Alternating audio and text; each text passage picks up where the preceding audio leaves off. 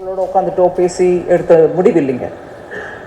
பலவித ஸ்டேஜஸ்ல பலவித குழுமங்கள் இதை பத்தி பேசியிருக்காங்க.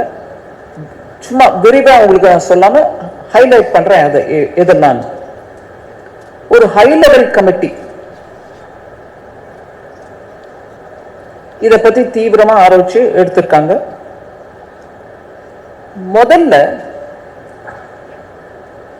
29 நடக்கக்கூடிய பார்லிமெண்ட் எலெக்ஷனுக்கு அப்புறம் தான், அதாவது இன்னைக்கு நம்ம இருக்கிறது 2025, போன வருஷம் எலெக்ஷன் ஆச்சு.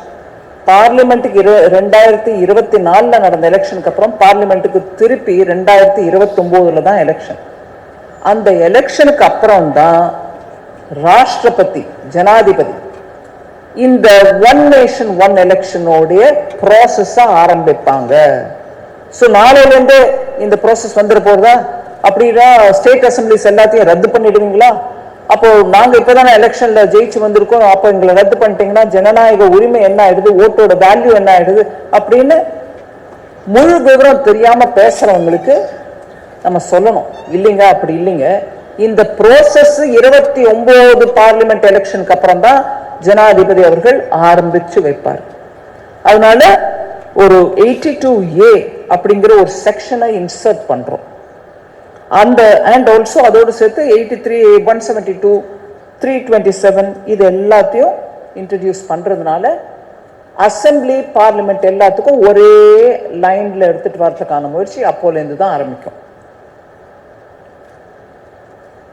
இதை தவிர இது ஒரு பெரிய முயற்சிங்க. இதுல ஏதோ ஒருத்தரோட ஆணையால நடந்துற போகுது அப்படிங்கிற ஒரு பயத்தோட யாரும் அப்ரோச் பண்ண வேண்டாம். எலெக்ஷன் கமிஷனுக்கும் இந்த சட்ட திருத்தங்கள் மூலமாக அதிகாரம் உங்களுக்கு கிடைக்கும். சைமல்டேனியஸா பார்லிமெண்ட்டுக்கும் அசம்பிளிக்கும் எலெக்ஷன் நடத்துறதுக்கான அதிகாரம் அவங்களுக்கு அப்பதான் கிடைக்குது. 29 லோக்சபா எலெக்ஷனுக்கு அப்புறம் ராஷ்டிரபதி ஜனாதிபதி அதை ஆரம்பிக்கும் போதுதான் எலெக்ஷன் கமிஷனுக்கும் அந்த கிடைக்கும். பிளே ஸ்டோர் மற்றும் ஆப் ஸ்டோரில் இருந்து பாலிமர் செயலியை QR கோடு மூலம் பதிவிறக்கம் செய்யுங்கள்.